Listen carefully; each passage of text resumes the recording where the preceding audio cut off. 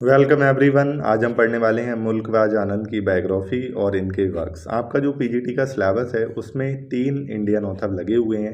तो आज हम पहले ऑथर मुल्क राज आनंद को स्टडी करने वाले हैं। इनकी बायोग्राफी को पहले हम अच्छे से देखेंगे, उसके बाद जितने भी इंपॉर्टेंट वर्क्स हैं इनके जिनसे क्वेश्चन बन सकते हैं वो सारे के सारे हम कवर करेंगे। तो चलिए देखते हैं इनका जो बर्थ हुआ था इनका 12 दिसंबर 1905 और एक हिंदू क्षत्रिय परिवार में, और ये पेशावर से बिलोंग करते थे। पेशावर प्रेजेंट टाइम में पाकिस्तान में है, सबको पता है। इनकी जो डेथ हुई थी वो हुई थी 28 सितंबर 2004 और ये निमोनिया से मर गए थे। ठीक है, आगे देखते हैं। इनके जो फादर इनके थे लालचंद। नाम याद रखना हमेशा, कोई भी ऑथर हो उसके पेरेंट्स का नाम आपको हमेशा याद होना चाहिए। लालचंद ये क्या थे, कॉपर स्मिथ थे, और ये एक रेजिमेंटल हेड क्लर्क के रूप में ब्रिटिश इंडियन आर्मी में भी काम करते थे। और इनकी मदर जो थी उनका नाम था ईसा कौर, एक पायस रिलीजियस लेडी थी। आगे देखते हैं। 1921 में मुल्कराज आनंद ज्वाइन खालसा कॉलेज अमृतसर। 1921 में इन्होंने खालसा कॉलेज जो अमृतसर था वहाँ से अपनी एजुकेशन ली। उसके बाद 1921 में he was also imprisoned for his participation in civil disobedience movement.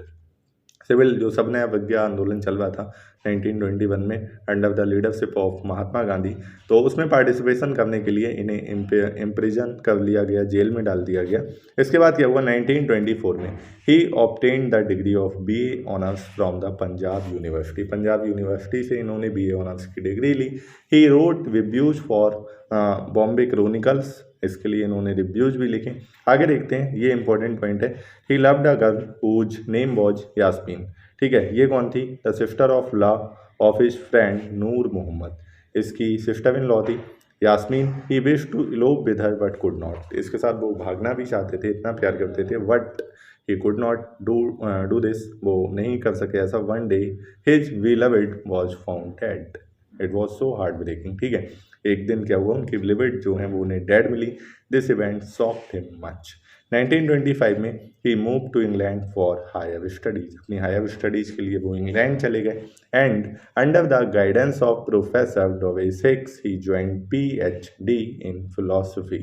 Right, आगे देखो, इनकी जो फेवरेट स्टोरी थी उसका क्या नाम था, हीर रांझा। अच्छा, 1936 में ही मैरिड कैथलीन वैन गेल्डर, इनसे इन्होंने शादी कर ली 1936 में। और कुछ ये 3 पॉइंट बहुत इंपॉर्टेंट है जिनको आपको हर हालत में ध्यान रखना है। पहला पॉइंट है, 1952 में इन्हें अवार्ड मिला था international peace prize for world peace. 1957 date याद रखनी है, प्राइज का नाम याद रखना है। He was awarded Padma Bhushan. ठीक है, and 1971 very important, he got Sahitya Akademi award for morning face, इसके लिए मिला था, ये भी ध्यान रखना। मॉर्निंग फेस के लिए इन्हें साहित्य अकेदमी अवार्ड जो है वो मिला था।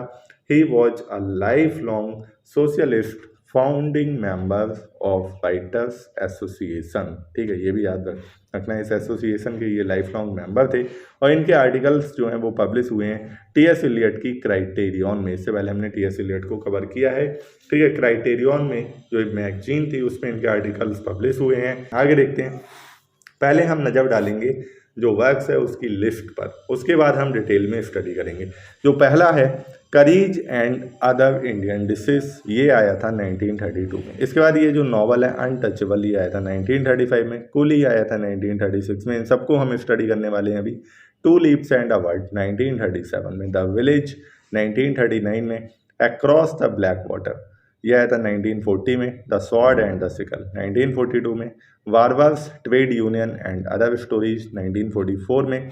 The tractor and the corn goddess and other stories ये आया था 1944 में। द बिग हार्ट आया था 1945 में। Indian fairy tales we told 1946 में। अपॉलॉजी फॉर हीरोइज्म एंड ऐसे इन सर्च ऑफ फेथ 1946 में। सारे के सारे वर्क्स आपको दिखने में ज़्यादा लग रहे होंगे लेकिन याद सारे रखने हैं, एटलीस्ट नाम तो याद कर ही सकते हो। ठीक है, आगे देखते हैं नॉन फिक्शन में क्या क्या है। सेवन समास 1951 में आया था। The private life of an Indian Prince 1953 में, पढ़ेंगे अभी इसको हम। Reflection on the golden bed and other stories 1955 में। Power of darkness and other stories 1959 में। इसके बाद the old women and the cow और गौरी। ठीक है, ये सब टाइटल है। ये 1950 में आया था death of a hero epitaph for Maqbool sherwani. 1963 से 4 में आया था द रोड आया था 1961 में। लाज बनती एंड अदर स्टोरीज 1966 में। Lament on the death of master of arts 1967 में। मॉर्निंग फेस आया था 1968 में, जिसके लिए इन्हें साहित्य अकादमी अवार्ड मिला था 1971 में। Boots and flowers non fiction है, ये 1972 में आया था। कन्वर्सेशंस ब्लूम्सबरी 1981 में। इसके अलावा 9 मूड्स ऑफ भाव था 1998 में। पावर एंड पिटी 2001 में। ठीक है, अब हम स्टार्ट करेंगे अपने सबसे पहले वर्क अनटचेबल से। वेरी इंपॉर्टेंट वर्क और यहाँ से काफ़ी क्वेश्चन बनते हैं। सबसे पहले तो डेट ध्यान रखना, 1935 में ये आया था। क्या है? नॉवल है डॉक्टर मुल्कवाज आनंद के द्वारा। It peeps into the life of Bakha. Interesting story है, मजा आएगा, आराम से ध्यान में जाएगी। कैरेक्टर्स के नाम बस आपको याद करने हैं। बाका के बारे में कहानी। बाका कौन है? एक स्वीपर बॉय है हु इज अनटचेबल। अनटचेबल है, अनटचेबल का मतलब आप समझ सकते हो, जिसको टच ना किया जा सके, अछूत बोलते हैं। ठीक है, पहले काफ़ी ये चलता था, अब इतना नहीं है। It describes a day in the life of 18 year old Bakha. ठीक है, बाका कितने साल का है? 18 साल का है। तो उसकी लाइफ का एक दिन जो है वो ये नॉवल डिस्क्राइब करता है। इसका जो प्रीफेस है that is written by E.M. Forster. इनके द्वारा ये प्रीफेस लिखा गया था। ये क्वेश्चन काफ़ी एग्जाम में पूछा गया है।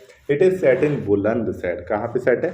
बुलंदशहर में सेट है, a north Indian cantonment town, Punjab. तो ये भी याद रखना सेटिंग कहाँ पे। ठीक है, इन हिज प्रीफेस फॉस्टर, इसकी स्पेलिंग गलत लिख दी है, calls the book indescribably clean. It has gone straight to the heart of its subject and purified it. तो ये किसने कहा था? फॉस्टर ने कहा था, प्रीफेस में कहा था, ये भी ध्यान रखना है। आगे देखते हैं, बाका जो है वो किसका सन है? लाखा का सन है। बाका लाखा का बेटा है। Lakha is the head of all बुलसाज स्वीपर। तो ये जितने भी स्वीपर हैं इन सबका कौन है? हेड है। तो ये स्पेलिंग गलत लिख गई है, ये क्या है? ये बुलंदशहर है। ठीक है, बुलंदशहर के जितने भी स्वीपर हैं उन सबका हेड है कौन? लाखा। बाखा स्किलफुली क्लीन्स लेट्रिन्स। ये क्लीन है, काफ़ी मिसप्रिंट्स हैं, कोई बात नहीं, मैं बोल के बता दे रहा हूँ। His sister Sohini goes to take water from the well. उसकी सिस्टर जो है वो सोहनी जो है वो बेल से वाटर लेने जाती है, पानी लेने जाती है। He attends the marriage of Ramcharan sister whom he loved। Ramcharan की बहन है, उसको वो प्यार करता है, लेकिन अनफॉर्चुनेटली उसकी शादी हो जाती है, जिसको वो अटेंड करने जाता है। गुलाबो एक वाशर वुमेन है, ठीक है, कपड़े धोने वाली है। वो अपने आप को सुपीरियर कंसिडर करती है। अच्छा, वाशर वुमेन भी लोअर कास्ट में ही आते थे, लेकिन लोअर कास्ट में भी फर्दर सब डिविजन्स थे, तो जिसमें जो ये वाला काम करते थे कि टॉयलेट वगैरह साफ या फिर जो भी डर्ट वगैरह क्लीन करते थे, तो ये सबसे उसमें भी सबसे नीचे कैटेगरी में आते थे। कपड़े उपड़े धोने वाले इनसे थोड़ा सा ऊपर रहते थे, तो उसमें भी और ज़्यादा सब डिविजन्स थे। तो ये लोअर कास्ट में भी जो वाशर वुमेन थी वो अपने आप को सुपीरियर कंसिडर करती थी। हवलदार Charat Singh gives him a hockey stick in a gift. किसको देता है? बाका को। ठीक है, कौन देता है? चरत Singh. Unfortunately he is touched with a high cast Hindu. एक दिन वो जा रहा होगा, एक हाई कास्ट हिंदू के साथ वो गलती से, धोखे से टच हो जाता है। हाई कास्ट हिंदू जो है वो उसको बहुत ज़्यादा इंसल्ट करता है। Now Bakha has to cry aloud posh posh sweeper coming. अब बाका को ये चिल्लाते हुए चलना पड़ता था ताकि लोग जो हैं वो सावधान रहें कि बाका आ रहा है, एक लोअर क्लास इंसान जो है वो आ रहा है, लोअर कास्ट, और उसके साथ कोई टच ना हो जाए, पहले से ही अवयव है। तो पोस्ट पोस्ट स्वीपर कमिंग, ऐसे चिल्लाते हुए चलता था। ठीक है, he becomes angry when he comes to know that Pandit Kalinath attempted to molest Sohini. उसे बड़ा गुस्सा आता है। वैसे तो बड़ा लोअर कास्ट करते हैं, लेकिन पंडित कालीनाथ जो है वो सोहनी को मॉलेस्ट करने की कोशिश करता है इस नॉवल में। सोहनी उसकी बहन है। The Hindu women throw bread at him. Hindu women जो है जहाँ वो गलियों से गुजरता है उसे ब्रेड, बोटियाँ जो हैं वो फेंकती हैं उसकी तरफ, जैसे कि वो कोई कुत्ता हो। ठीक है, they treat him as if he were a dog. He shares the traumatic experience with his father. They think we are dirt. वो बोलता है they think we are dirt because we clean their dirt. वो कहता है वो हमें गंदगी समझते हैं क्योंकि हम उनकी गंदगी साफ करते हैं। He plays the hockey match with the stick that he has brought from the havildar Charat Singh. आगे देखते हैं, Bakha meets colonel Hutchinson the salvationist यहाँ से होता है ये। He ask Bakha to have faith in Christ. वो कहता है वो अलग अपना एजेंडा चला रहा है कि तुम क्रिश्चियनिटी में कन्वर्ट हो जाओ, क्राइस्ट में फेथ रखो। He hears Mahatma Gandhi who says that all Indians are equal. Mahatma Gandhi के वर्ड्स जो हैं वो कहते हैं कि सारे भारतीय बराबर हैं, ऑल इंडियंस आर इक्वल। उसके बाद he comes to know about the flush system. He thinks sometimes of Mahatma and sometimes of machine. He believes that there will be a change. उसको भरोसा है कि एक चेंज आएगा, बदलाव आएगा। His Indian day is over, but he has the hope and thinks of everything that he had heard. तो ये था एक छोटा सा समराइज वे में कहानी थी अनटचेबल की। आगे देखते हैं कुली। कुली जो है ठीक अगले साल आया था 1936 में। मुल्कवाज आनंद का ये एक और नॉवल है। ये है स्टोरी, उसमें 8वें साल का था बाखा, इसमें 14 साल का। ये भी उम्र भी ध्यान रखनी है, इसमें कौन है, बाखा नहीं है, मुन्नू है। अब ये जो मुन्नू है और उसकी जो मिजरेबल प्लाइट है due to poverty and exploitation, उसकी कहानी है यहाँ पे। The novel displays the class distinction. Novel में क्लास डिस्टिंक्शन जो है उसको क्लियरली दिखाया गया है। Munnu is from Kangra hill of Himachal Pradesh. ये ध्यान रखना है कहाँ से है वो।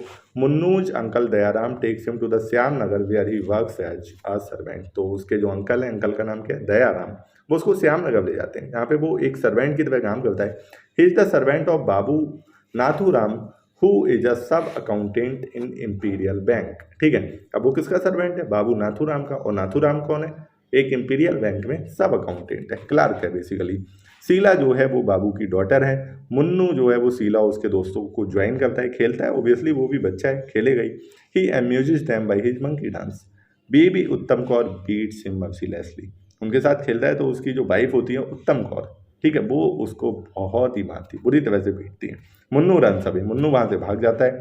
Goes to the railway station where he meets Seth Prabha Dayal. Prabha Dayal से मिलता है, ठीक है। प्रभा दयाल जो है वो ओनर है एक पिकल फैक्ट्री के दौलतपुर में। ये सब छोटी छोटी डिटेल्स जो है याद रखना। दौलतपुर में क्या है, पिकल फैक्ट्री के ओनर है कौन, ये Prabha Dayal. He becomes bankrupt, लेकिन वो भी अनफॉर्चुनेटली दिवालिया हो जाते हैं। Munnu has to work as a coolie, उसे कुली की तरह काम करना पड़ता है। He is hit by the car of Mrs Mainwaring. Mainwaring जो होती है इनकी कार से वो हिट हो जाता है, तो ये मेन वायरिंग उसको अपने साथ कार में ले जाती हैं, शिमला ले जाती हैं। इस पर कुछ दया वया नहीं दिखाती। मुन्नू को उनका विक्सा फ्लोर बन के काम करना पड़ता है।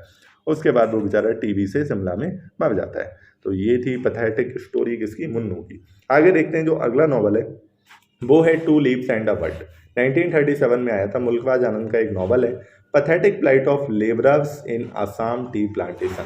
तो असम में जो चाय के बागान लगे हुए हैं, वहाँ पे जिस तरीके से वहाँ पे मजदूर उस टाइम काम करते थे, उनकी दुर्दशा को दिखाया गया है। Doctor Anand has touched the problem of indentured labourers who suffered much due to injustice of India's white rulers. ये इंडेंचर्ड का मतलब समझ लेते हैं। इंडेंचर्ड यहाँ पे इन लेबरर्स के साथ में यूज किया गया है। एक तरह का कॉन्ट्रैक्ट होता था और बहुत लंबा कॉन्ट्रैक्ट होता था जिसे आप ब्रेक नहीं कर सकते। तो ऐसी जो मजदूर होते थे, ऐसी जो लेबर होती थी, उसको बोलते थे इंडेंचर, ठीक है। फिल्म जो है वाही in Hindi by Dev Anand and the wayfarer in English are the adaptation from this novel. इस नॉवल के ऊपर बेस है वाही एंड द वेफेयर। और जो नॉवल है clearly presents the concept of haves and haves nots. Haves क्या होते हैं, अमीर, हैव नॉट्स क्या होते हैं, गरीब, ठीक है। इनके बीच में जो क्लास डिस्टिंक्शन है वो प्रेजेंट किया गया है। गंगू, अब इसमें कहानी है गंगू की। एक पंजाबी मिडिल एज्ड फार्मर है होशियारपुर में। कहाँ से, होशियारपुर में। सजनी इसकी वाइफ का नाम है, लीला इसकी डॉटर का नाम है। ही loses his lands because of tax. उधारी इतनी बढ़ जाती है, कर्जा इतना बढ़ जाता है कि अपनी ज़मीन जो है वो इसको खोनी पड़ती है। अब जब ज़मीन नहीं बची तो वो बेचारा क्या करेगा, खेती तो कर नहीं पाएगा। तो वो जाता है असम में in order to take a plantation job, ताकि उसे प्लांटेशन जॉब जो असम के जो चाय के जो बाग हैं वहाँ पे उसे कोई नौकरी मिल जाए। He becomes hopeless when he finds that he has to work as a slave labourer. बेचारा होपलेस हो जाता है, बहुत उम्मीदों से जाता है वहाँ पे। जब उसे पता चलता है कि यहाँ तो उसे गुलामों की तरह काम करना पड़ेगा, तो वो एकदम होपलेस हो जाता है। He with his family lives in स्कॉलर। और आगे क्या होता है, John de la Harvey is concern. ये एक अंग्रेज है, बेचारा अच्छा है, और ये इस पुअर ट्रीटमेंट और लिविंग कंडीशंस के बारे में कंसर्न है, चिंतित है, जिस तरह से मजदूर वहाँ पे काम करते हैं। He ask Charles Croft Cook the boss of plantation to improve the condition of the workers. उनसे बोलता भी, ये जो है ना क्राफ्ट कुक, ये बहुत ही नीच बंदा है, नालायक बंदा है। सजनी डाइज ऑफ कोलेरा। इसी बीच इसकी वाइफ जो है वो सजनी मर जाती है कोलेरा से। तो वो जाता है बुर्रा साहिब, एक क्रॉफ्ट होता है, to borrow money for the funeral of his wife. He ask तो वो इसके पास जाता है, बुर्रा साहिब के पास, ताकि उसे कुछ पैसे मिल जाए, उसे अपनी वाइफ की फ्यूनरल भी तो करनी है। तो वो गंगू को वहां से भगा देता है, कहता है दूर रहो, मुझे इन्फेक्शन हो जाएगा, ठीक है, due to the fear of infection. तो वो क्या करता है, borrows money from the bania and cremates his wife, बेचारा पैसे लेके अपनी वाइफ को क्रेमेट करता है। द वाइट टी प्लांटर वेजी हंट सीज लीलाज, अभी से बीच ये वेजी हंट जो होता है एक वाइट टी प्लांटर होता है, उसकी बेटी लीला को देखता है, sees is blooming beauty and feels attracted, Leela को देखता है, अट्रैक्ट हो जाता है उसकी तरफ, उसको फॉलो करता है। Gangu tries to stop her, इसी बीच जो वो गंगू है वो बेचारा रोकने की कोशिश करता है, ऑफकोर्स उसकी बेटी है, तो वैजी उसको फायर कर देता है, गंगू डाइज, गंगू मर जाता है। वैजी is charge with the Gangu's murder, charge लगाया जाता है, ठीक है, क्या आरोप लगाया जाता है कि इसने गंगू का मर्डर किया है। ज्यूरी बनती है, इसमें 9 जो है मैन, टोटल 9 लोग हैं, इसमें 7 ब्रिटिश हैं।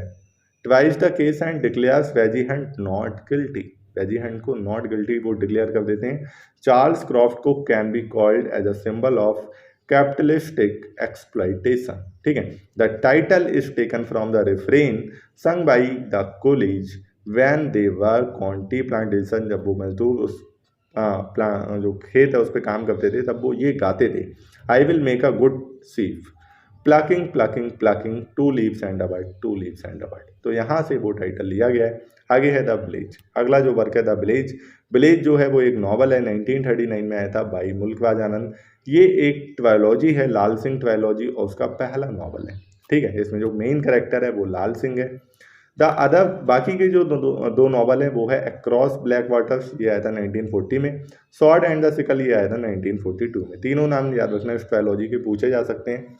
तो Lal Singh trilogy presents the life of rural Punjab through Lal Singh, Lal Singh के थ्रू रूरल पंजाब की जो लाइफ है वो प्रेजेंट की जाती है यहाँ पे। The village peeps into the life of Lal Singh Lalu, जिसको निकनेम क्या है Lalu, in the village Nandpur, village का क्या नाम है नंदपुर, ठीक है, नाम याद रखना, फिर से बोल रहा हूँ। Lal Singh is the son of Nihal Singh, Lal Singh किसका बेटा है, निहाल सिंह का बेटा है। The novel shows Lal Singh playful life with his friends, इसके फ्रेंड का नाम भी याद रखना, Charanji and Ghugi. Charanji is the son of the money lender, Charanji किसका बेटा है, मनी लैंडर का बेटा है। Ghugi is nose always runs, इसकी जो नाक बहती बहती है। Lal Singh in his early life wishes to be a scout, एक स्काउट बनने का सोचते हैं। ही प्लेज विद माया, माया के साथ खेलते हैं। The daughter of the landlord, जमींदार की बेटी है। The landlord does not like it, उसे ये पसंद नहीं है। Lal Singh suffers humiliation from the village people, गांव वाले बहुत बेइज्जती करते हैं उसकी। Finally he runs away from the village and joins army, army को ज्वाइन कर लेता है। अब इसी के आगे कहानी कंटिन्यू है अक्रॉस द ब्लैक वाटर्स में। अब ये आया था 1940 में, ये भी एक नॉवल है। ये इसकी जो सेटिंग है वर्ल्ड वार फर्स्ट के टाइम की है, और ये जो है it is the second novel of Lal Singh trilogy, और बाकी के 2 नॉवल आपको पता ही हैं, the village and the sword and the sickle. अब होता क्या है, नोवेल में रियलिस्टिक पिक्चर प्रेजेंट की गई है सोल्जर्स की उस टाइम फर्स्ट वर्ल्ड वॉर के दौरान। It highlights soldiers faithfulness, humanity and bravery. In the wake of the war the first division of Indian army lands at Marseilles, इसको भी याद रखना, ठीक है, मार्शलिस या जो भी जैसे ही प्रोनाउंस करोगे इसको। The soldiers have come to fight against the German during world war first. अब होता क्या है, the fight on behalf of Britain, Indian soldiers हैं, ब्रिटेन के लिए फाइट कर रहे हैं, मरने चले गए वहाँ पे, ठीक है, और क्या करें, जाना पड़ता था, ये ऐसा हुआ है। They talk and discuss their conversation सोच देयर रिएक्शंस एंड फीलिंग्स। एक बार आप इंडिया के लिए लड़ोगे ना, आपके अंदर डेडिकेशन होगा, देशभक्ति की भावना होगी, जज्बात होंगे, मरने का भी गम नहीं होगा। ऐसा होता है, जो भी हमारे इंडियन आर्मी के जितने भी जवान बॉर्डर पे खड़े हुए हैं, तो उनके अंदर ये झिझक नहीं होती। लेकिन जब आप किसी ऐसी कंट्री के लिए लड़ रहे हो जो हम पे रूल कर रही है, हमारे लोगों पे अत्याचार कर रही है, और उनके लिए आप किसी विदेशी ज़मीन पे लड़ने जा रहे हैं, मरने जा रहे हैं बेसिकली, वापस आके भी आपको कोई मेडल नहीं मिल रहा है, वापस आके भी आपको वो वैसे ही ट्वीट करेंगे जैसे पहले ट्वीट करते थे। तो ऐसे टाइम पे सोचो क्या मेंटल कंडीशन रही होगी उन सोल्जर्स की, जो वर्ल्ड वॉर फर्स्ट और सेकंड में इंडिया की लड़ाई भी नहीं थी, अंग्रेज़ों के लिए लड़ने गए, काफ़ी लोग मर भी गए, ठीक है, हमारे देश के लोग। शशि थरूर जो हैं एक ऑनरेबल लीडर हैं हमारी कंट्री में, कांग्रेस की जब सरकार थी तो मिनिस्टर भी रहे थे, उन्होंने इस इशू को उठाया भी था। यूके में एक बार वो किसी कार्यक्रम में हिस्सा लेने गए थे, तो एक बहुत ही सॉलिड स्पीच दी थी, और वो कई बार इन इशूज़ को वो रेज करते रहे हैं। तो ये इन्हीं चीज़ों को हाईलाइट किया है मुल्कराज आनंद ने अपने नॉवल में। देखते हैं। Doctor Anand has naturally presented soldiers daily life including there drinking bouts and visits to the prostitutes. Lal Singh's heart melts and feels for humanity when he sees the horrors of the war. He makes friendship with Anwe and Mary. He likes the hospitality of French family. He describes about the French family, उस French family को describe करते हैं, relationship of man and woman and their right and liberties in his letter which he writes to his mother गुजर कौर। इनका नाम याद रखना, क्या नाम था माँ का? Gujar Kaur. The unit in which Lal Singh works attacks the enemy trenches. Unfortunately peacock Sahib, Vikharam and Lalu get injured. ये भी सोल्जर होते हैं, ये इंजर्ड हो जाते हैं। The Germans make Lal Singh prisoner. Doctor Anand has shown Indian army in action on an alien land. When he returns from war he is shocked not to find his family members, his parents are no more. वो बेचारा war से वापस आता है, उसे पता चलता है कि उसके पेरेंट्स तो गुजर गए। इसका आखिरी जो पार्ट है the sword and the sickle, इस ट्रायलॉजी का। ट्रायलॉजी एक सेट होता है 3 वर्क्स का, उसको ट्रायलॉजी बोलते हैं, ठीक है। 1942 में ये आया था। बाकी के 2 नॉवल हम पढ़ चुके हैं, the village and across the black water. तो इसमें दिखाया गया rise of communism becomes the focal point. Anand called it all men are brothers but named it the sword and the sickle. Sickle समझते हो, हसिया होता है, उसको बोलते हैं। On the suggestion of George Orwell, इनके सजेशन, पहले तो उन्होंने जो इसका नाम रखा था ऑल मैन आर ब्रदर्स रखा था, बाद में रीनेम करके क्या रख दिया the sword and the sickle. किसके सजेशन पे? जॉर्ज ऑरवेल के सजेशन पे। Title is adopted from William Blake's poem from a notebook, ठीक है, ये याद रखना इंपॉर्टेंट पॉइंट है। तो इसमें कुछ लाइन्स हैं। The sword sung on the barren hill, the sickle is in the fruitful field, the sword he sung a song of death but could not make the sickle yield. तो ये कुछ line से याद रखना। आगे देखते हैं। The sword is the symbol of the force. किसका सिंबल है? फोर्स का सिंबल है। While sickle is the symbol of suppress defeated peasants, ठीक है। आगे देखते हैं। The novel highlights the contrast between life of soldiers and that of peasants. When the war ends Lal Singh is release कर दिया जाता है। He returns to India. He has to face many adverse circumstances. बताया ना, ऐसा नहीं है इतना तगड़ा युद्ध लड़के आ रहे हैं, बेचारे को कैद भी कर लिया। ऐसा नहीं है कि उसे आने पर घर वापसी पे अंग्रेजों ने उसे कोई मेडल दे दिया और बहुत उसे अच्छे से सम्मानपूर्वक ट्रीट किया, कुछ नहीं। आके और उसे वहाँ पे विषम परिस्थितियों का सामना करना पड़ा। He is not given the promised gift of land which he aspects. अंग्रेजों ने प्रॉमिस कर रखा था, ऐसे भेजा था कि तुम्हें ये देंगे वो देंगे। उसे एक ज़मीन जो थी वो प्रॉमिस कर रखी थी जो उसे नहीं मिली। He sees the village and its people and feel sad to see the disintegration of the village community. The economic forces have disrupted the village. He comes in touch with the revolutionary group which he joins. A count leads this group without any ideology. कोई ideology नहीं थी, एक ऐसे group को वो join कर लेता है। The feeling of village brotherhood becomes the focal point of this group. इसके बाद लाल सिंह जो है वो गांधी जी से मिलते हैं। He becomes mature enough to find his relationship with the village. There were no black or white people. ये बहुत ही अच्छी लाइन है। No yellow or brown people, not even French and German, English and Hindustani, but there were only 2 races, 2 religion in the world, the rich and the poor. एकदम सही बात है। ऐसा नहीं है सिर्फ अंग्रेजों ने ही हमें एक्सप्लॉइट किया था जब हम गुलाम थे।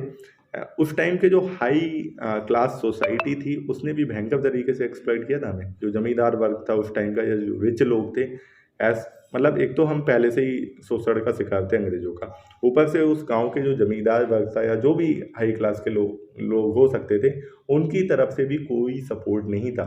जो बेचारे गरीब दबे कुचले किसान थे वो अंग्रेजों से ज़्यादा तो वो उनको एक्सप्लॉइट करते थे। अंग्रेज तो बेचारे कभी कभी गांव में आते होंगे, उससे ज़्यादा तो वो एक्सप्लॉइट करते थे। आप कभी हिंदी में कहानियाँ पढ़ोगे प्रेमचंद की या और सारी, तो आपको पता चलेगा उस समय की जो एक सीनरी है वो आपके पिक्चर जो है वो आपकी आंखों के सामने आएगी। तो इस तरह की कुछ चीज़ें चलती थी। मुल्कराज आनंद ने भी बहुत ज़्यादा ट्राई किया है इसको हाईलाइट करने का। आगे देखते हैं। The big heart. Big heart जो है 1945 में is a novel by doctor Mulk Raj Anand. It follows the stream of consciousness technique. Stream of consciousness जब हम टी.एस. एलियट को पढ़ रहे थे तब मैंने आपको बताया था स्ट्रीम ऑफ कॉन्शियसनेस एक ऐसी टेक्निक होती है जिसमें जो राइटर एट द प्रेजेंट सोच राइटर नहीं जो सॉरी करेक्टर जो है वो एट द प्रेजेंट सोच पाए उसके थॉट्स को एज इट इज लिख दिया जाता है। कोई भी उसमें टाइम का सीक्वेंस फॉलो नहीं होता है, ग्रामर के रूल्स फॉलो नहीं होते, जैसा वो जो भी सोच रहा है वो तो लिख दिया जाता है। मतलब फ्लो ऑफ थॉट्स जो है वो चलता रहता है। जैसे अभी वो प्रेजेंट का सोच रहा है तो लिख दिया, उसको पास्ट का सोच रहा है तो लिख दिया, ठीक है। या फिर वो कभी अपनी स्कूल लाइफ में चला गया, कभी कहीं और चला गया, कभी अपनी जो भी मतलब वो उसके दिमाग में जैसे भी थॉट्स आ रहे हैं वो एज इट इज राइटर जो है वो लिखता जाता है। इसको बोलते हैं स्ट्रीम ऑफ कॉन्शियसनेस टेक्निक, ठीक है। आगे देखते हैं। It shows the conflict between the capitalist who favour the machines and the small communities of copper Smith, जिनको बोलते हैं ठटे राज, ठीक है। तो इनके बीच में कन्फ्लिक्ट है। It is set in the village of artisans in Amritsar district in the early 1940s. The establishment of a factory makes the coppersmiths and ठठेबाज jobless. एक फैक्ट्री लगती है उस गांव में, जिससे बेचारी जो कॉपर स्मिथ कम्युनिटी होती है वो जॉबलेस हो जाती है। तो अनंता जो है एक इसी कम्युनिटी से आता है, उसका दिल बड़ा है, ठीक है। वो मशीन्स के फेवर में है। He has the experience of participating in freedom struggle, इसमें भी पार्टिसिपेट करने का अनुभव है उसका। हेड ऑफ द ठठेबाज कम्युनिटी इज मुरलीधर, इस कम्युनिटी का हेड कौन है? मुरलीधर है। अनंता जो है वो इस अनंत जो है, अनंत बोलेंगे हिंदी में तो, ठीक है। अनंत जो है वो इस कम्युनिटी को बिलोंग करता है, वो मशीन्स को डिफेंड करता है। He wants to use machine to bring happiness and prosperity all around. ये बात तो सच है, मशीन कई सारे लोगों को बेरोजगार कर देती है, लेकिन काम भी तो आसान कर देती है। तो अनंत जो है वो उनके फेवर में है, वो कहता है कि इससे हैप्पीनेस आएगी, प्रॉस्पेरिटी आएगी, ठीक है। सेठ गोकुल चंद जो है वो इस फैक्ट्री को सेट करता है। अनंत का जो फेथ है वो मशीन्स की एफिशिएंसी में है। ही बिलीव्स इन मॉडर्निटी, और जानकी जो है वो उसकी मिस्ट्रेस है, but she is suffering from tuberculosis. Satyapal, Puran Bhagat Singh और जो ये कौन है, वालिया है, आर अगेंस्ट द कैपिटलिस्ट। ये जो कैपिटलिस्ट है इनके अगेंस्ट है ये तीनों लोग। दे अपोज मशीन, वो मशीन्स का विरोध करते हैं। नो वन वेलकम अनंताज गांधीनियन अप्रोच, कोई भी अनंत की जो गांधीवादी विचारधारा है उसको कोई भी वेलकम नहीं करता है। वालिया एक दिन शराब पीता है। He goes to the factory and starts smashing of the machines, ठीक है। मशीन को तोड़फोड़ करने लगता है। अनंत उसको चेक करने आता है, लेकिन वालिया जो है उसका सब जो है वो एक मशीन के अगेंस्ट हिट करता है, जिससे उसकी मृत्यु हो जाती है। अनंत जो है वो मर जाता है। But overall despite the opposition the machine gets victory. Finally विजय उनकी ही होती है, फैक्ट्री सेटअप हो जाती है। आगे देखते हैं। The old women and the cow, ये क्या है? ये जो है डॉक्टर आनंद का एक नॉवल है, जिसमें एक वुमेन जो है गौरी, उसकी कहानी। गौरी जो है वो एक मैरिड विलेज वुमेन है। पंछी इसके हस्बैंड का नाम है, इंपॉर्टेंट पॉइंट है। और केसवी उसकी मदर इन लॉ है, ठीक है। She fights against all odds and operations, जितने भी ऑपरेशंस और जितनी भी कठिनाइयाँ हैं उनसे वो लड़ती है, ठीक है। Finally she goes to the city where she leads her independent life. Sita in the Ramayana is forsaken by Lord Ram because of people's doubts about her purity. Gauri Sita, ठीक है। ये एग्जाम्पल दिया गया एक तरह से, एक तरह का मेटाफर है कि जो सीता को जो माँ सीता थी रामायण में, भगवान राम के द्वारा उन्हें छोड़ दिया गया था, ऐसा रामायण में लिखा है। क्योंकि भगवान राम को संदेह नहीं था, लोगों को संदेह था उनकी प्योरिटी के बारे में, इसलिए। तो गौरी को यहाँ पे सीता से कंपेयर किया गया है। She is tortured by her husband and mother in law. She is saved by colonel Mahendra city doctor, एक महेंद्रा जो सिटी डॉक्टर उनके द्वारा इसे बचाया जाता है। वैन सी रिटर्न्स पीपल डाउट हर चेस्टिटी, जब वो वापस आती हैं, जब वो देखो पहले तो इतना टॉर्चर किया जाता है कि वो चली जाती है, ठीक है। कौन? गौरी चली जाती है, तो महेंद्रा उसे बचाते हैं, लेकिन जब वो वापस आती है तो लोग उसकी चेस्टिटी पे डाउट करते हैं। चेस्टिटी मतलब पवित्रता होती है, ठीक है। Her husband ask her to prove her chastity. अब क्या होता है? She refuses and moves to the city. अब वो कोई सीता माँ तो है नहीं जो आग में बैठ जाएंगी, है ना। तो वो क्या है, वो मना कर देती है और वो वापस शहर चली जाती है। Where she will have her own independent existence. Anand gets inspiration from the Russian poet Nikolai Nekrasov, the pageant woman, the story of Sita in the Ramayana and the writing of Ali Sardar Japri. इतनी सारी चीज़ों से वो inspiration लेते हैं। The result of this inspiration is Gauri, which is first published in 1950 under the title The Old Woman and the Cow. आगे देखते हैं the private life of an Indian Prince. ये आया था 1953 में, डॉक्टर आनंद का एक नॉवल है। It is about the evolution of the princely states in India. ठीक है, जो प्रिंसली स्टेट्स का एवोल्यूशन हुआ था, पता ही होगा, जब इंडिया को इंडिपेंडेंस मिली थी तो इंडिया उस समय बहुत सारे प्रिंसली स्टेट्स में डिवाइडेड था। अराउंड कहते हैं कि 562 देसी रियासतें थी, छोटी छोटी 562। और कहते हैं कि सरदार वल्लभ भाई पटेल का बहुत अहम योगदान था इन सारी देसी रियासतों को, जिनको इंग्लिश में बोलते हैं प्रिंसली स्टेट्स, इनको इंडिया में मर्ज करने में बहुत बड़ा योगदान था उनका। तो इसी बारे में ये नॉवल है। इसमें एक amorous prince Victor Ashok Kumar की कहानी है, जो कि शामपुर का प्रिंस था। प्रिंस लूजेज हिज किंगडम, जब इंडिया में मर्ज हो जाएगा वो, तो ऑब्वियसली अपना किंगडम लूज कर देगा। किंगडम कहाँ बचा, अब तो वो इंडिया का पार्ट हो गया है ना। And dignity for the love of a nymphomaniac Ganga Dasi. ठीक है, इससे निम्फोमानियाक गंगा दासी होती है, इससे इसके कारण अपनी डिग्निटी भी लूज कर देता है। टिकयाली महारानी जो है, टिकयाली महारानी इंदिरा जो है वो इसकी वाइफ हैं। नरेटर जो है इसके कौन है, डॉक्टर शंकर, याद रखना। ठीक है, निम्फोमानिया यहाँ पे कहा गया है, जो वुमेन करेक्टर की जनरली अच्छी नहीं होती है। ठीक है, तो ऐसी औरत को बोला जाता है। आगे देखते हैं। The novel begins with a public scandal. The scandal is related to prince Victor who has eloped with an English girl Vanty Vessel. इसके साथ, ठीक है, प्रिंस विक्टर एक ऐसा स्कैंडल है जो रिलेटेड है प्रिंस विक्टर से, जो कि भाग गए हैं किससे, एक इंग्लिश लड़की वंटी वेसल के साथ में। विक्टर वीक है, इमोरल है। He uses a strange logic to defend himself. बहुत ही उसका लॉजिक अजीब है अपने आप को डिफेंड करने का। Here I am tied to that Tikyali वाली, अपनी वाइफ को कह रहा है। ठीक है, I tell you I am like a rat in a hole. कहता है जैसे बिल में चूहा नहीं होता है, ऐसे मैं अपने घर में रह रहा हूँ। And she has brought me to this, और ये सब उसके कारण है, अपनी वाइफ को ब्लेम करता है। I would never have gone with the girl if Tikyali वानी had not been forcing me away from Ganga Dasi. तो लॉजिक भी क्या दे रहा है कि टिकयाली वानी अगर मुझे गंगा दासी से दूर रहने के लिए नहीं कहती तो मैं उस लड़की के साथ नहीं जाता। अब गंगा दासी जो है वो उस महाराजा जो है, महाराजा की मिस्ट्रेस है, प्रिंस की नहीं, महाराजा की। सी पॉइजन्स प्रिंसेस माइंड अगेंस्ट महारानी। ठीक है, वो उसके दिमाग में जहर भरती है प्रिंस के। Prince knows but fails to come out from Ganga Dasi's talon. The Maharaja goes to Delhi, Maharaja Delhi जाते हैं। He met Sardar Patel and there we signs the instrument of accession. आगे क्या होता है, he is simply nominal, now he is simply nominal Maharaja. अब वो नाम का महाराजा बह जाता है, क्योंकि वो तो सरदार पटेल के साथ वो ट्वीटी साइन कर चुका है कि अब अपना जो किंगडम है वो गया, उनका नाम का ही महाराजा बह गया। गंगा दासी वंस अवे विद द भूलचंद। अब ये गंगा दासी भूलचंद के साथ भाग जाती है। बोला ना ये निम्फोमानियाक है। ठीक है, he fails to get Ganga Dasi back. He goes to England. अब वो कहाँ जाता है, इंग्लैंड जाता है। Where he falls in love with miss with us, but again he is obsessed with the image of Ganga Dasi. He becomes mad. He is sent to Yerawada mental asylum near Poona. अब उसकी wife जो है वो उसकी देखभाल करती है। सोचो कितनी अच्छी है Indira. The novel in the first person narration में ये नॉवल है। The story is far removed from the reality. Ganga Dasi is the main vision of Victor's downfall, but prince Victor also suffers from the same vices. आगे देखते हैं, अगला है the root. Vote जो है 1961 में मुल्कराज आनंद का एक नॉवल है। ये प्रेजेंट करता है एक सिंगल इंसिडेंट को in the life of an untouchable. Again एक अनटचेबल की कहानी है जिसका नाम है Bhiku.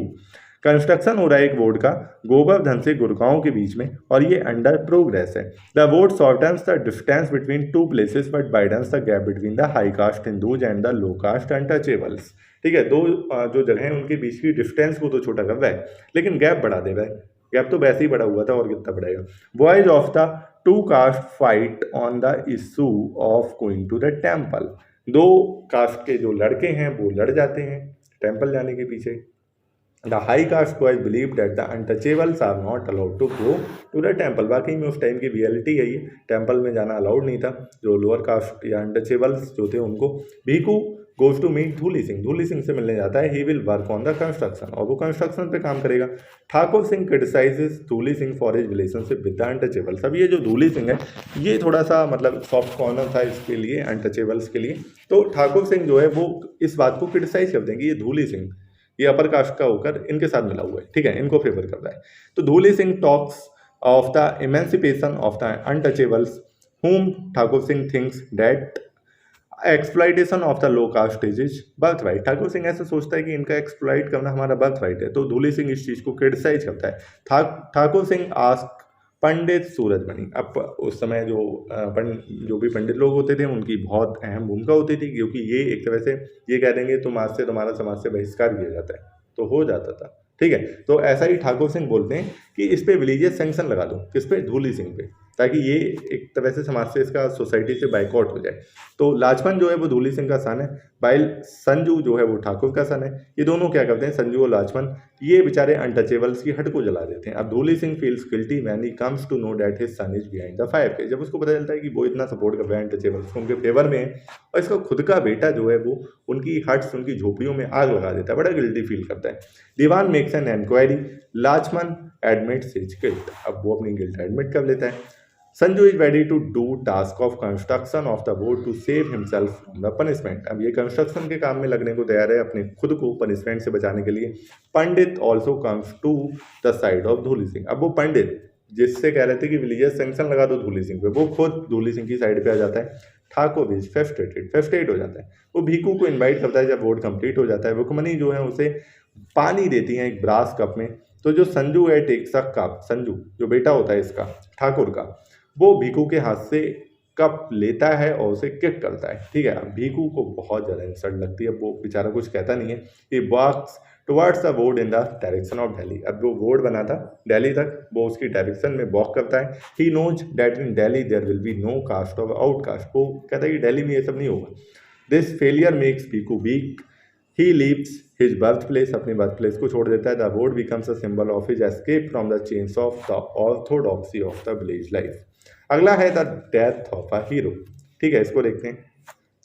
The death of a hero जो है 1963 से 64 के बीच में नॉवल है मुल्कवाज आनंद के द्वारा। इसमें स्टोरी है किसकी, मकबूल शेरवानी की। During the first invasion of Kashmir by Pakistan raiders in 1947 Maqbool is captured and executed. The novel presents him as a patron saint of secularism. होता क्या है, मकबूल को कैप्चर किया जाता है। देखो होता क्या है 1947 में, जिसको नहीं पता है थोड़ा सा बैकग्राउंड आपको बताऊँ। 1947 में उसमें कश्मीर ने चुना था खुद को इंडिपेंडेंट रहने का, कि हमें ना तो इंडिया में जाना है ना पाकिस्तान में जाना है। ठीक है, तो जब इंडिपेंडेंट था इंडिया ने शायद उन्हें रहने भी दिया। पाकिस्तान ने भी उस टाइम कह दिया ठीक है भाई इंडिपेंडेंट रहना चाहते हो वैसे रहो। लेकिन पाकिस्तान ने ऐसा कहते हैं कि उन्होंने अटैक कर दिया कश्मीर पे, और जब अटैक किया तो वहाँ के जो उस समय के महाराजा थे वो इंडिया के पास मदद मांगने आए। लेकिन तब तक पाकिस्तान काफ़ी कश्मीर का हिस्सा कब्जा चुका था, और वो कश्मीर जिसको आज हम POK बोलते हैं, पाकिस्तान ऑक्यूपाइड कश्मीर, अभी भी वो उन्हीं के पास है। ठीक है, तो ये उसी टाइम की बात है। तो जब उन्होंने वेट किया था तो यहाँ पे एक ये करेक्टर है मकबूल शेरवानी, इसको कैप्चर किया गया, एग्जीक्यूट किया गया। ठीक है, तो देखते हैं। Epitaph for Maqbool Sherwani is another title of this novel. Maqbool believes that man is the maker of his destiny. ठीक है, man Begum Jilani presents the fatalistic view of life. He says, when death is opposed to life, then life must oppose death. He prefers liberty in secular India. He has to go through terror. He faces nightmare of loot and killing of the invaders. He is shot. Religious fanaticism poisons the noble ideals of secularism. Brutality and ill treatment of peasants are also highlighted. Next है morning face, autobiographical है। ठीक है, काफ़ी हद तक novel है, 1968 में आया था, साहित्य अकादमी अवार्ड मिला इसके लिए। तो इसमें कृष्ण चंद्र की कहानी है जो कि बाबू रामचंद्र का बेटा है। अब ये जो कृष्ण चंद्र है is a creation of Anand realistic imagination. ठीक है, Anand uses first person narrative mode of autobiographical fiction.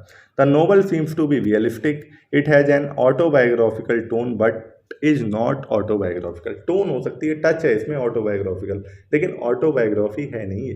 ठीक है, Anand has fused historical autobiographical truthfulness with moral aesthetic touch. The novel reveals the hero's growth from boyhood to adolescence. ये याद रखना, 10 से 16 साल तक की कहानी जो है। द फर्स्ट जो पहला वर्ल्ड वॉर है वो भी मेंशन किया गया है। जलियांवाला बाग मैसेकर जो था वो भी मेंशन किया गया है 1919 का।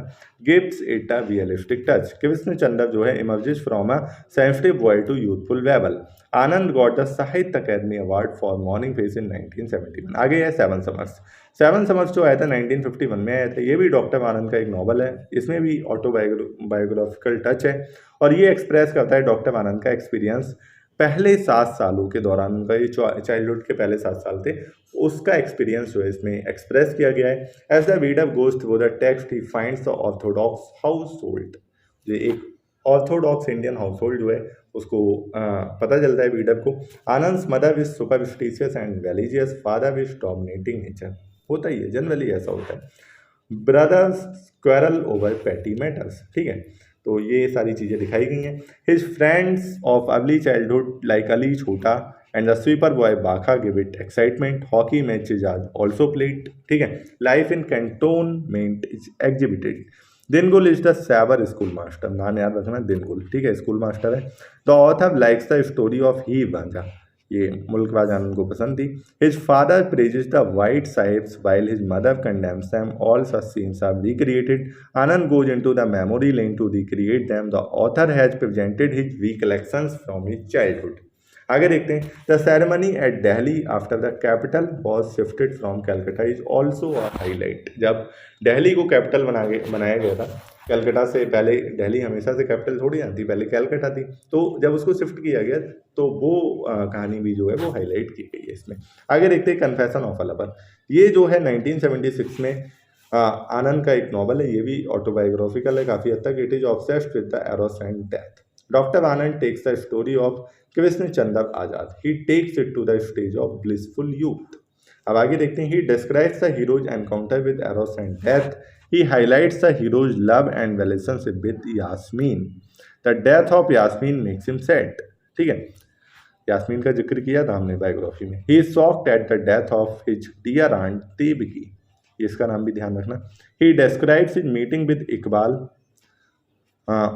हॉनीमैन, भाई वीर सिंह एंड अदर्स, इनके साथ भी अपनी मीटिंग को डिस्क्राइब करते हैं। Political atmosphere is also described, उस समय का जो राजनीतिक माहौल था वो उसको भी डिस्क्राइब किया गया है। कृष्ण चंद्र जो है feels guilt when he fails to break the shackles of communalism and casteism. Krishna Chandra loves a Muslim girl Yasmin, Muslim girl Yasmin से प्यार करता है। He does not like his parents over positive attitude towards the Muslims, ठीक है, उसे नहीं पता, मतलब उसके पेरेंट्स ऑब्वियसली आज की सोसाइटी में भी ये है, ठीक है। तो उस समय भी था, उसके पेरेंट्स को नहीं पसंद था कि वो किसी मुस्लिम से शादी करे या उसके साथ रहे। The hero faces obstacles, he is a man of spirit which is clear from the last sentence of the novel. The train was moving ahead into the night but the bright star Venus had appeared overhead, ठीक है, ये quotation है। The Krishna Chandra Azad heroism attract, his involvement in Jallianwala Bagh is praiseworthy. Nostalgia is felt in description of Lahore, Amritsar, Bombay before partition. तो ये थे मुल्कराज आनंद के सारे work, अच्छे से याद रखना, ठीक है। नेक्स्ट क्लास में हम पढ़ेंगे कमला दास को। चलिए ख़त्म करते हैं इस क्लास को, काफ़ी लंबी क्लास हो गई आज की, मिलते हैं अगली क्लास में।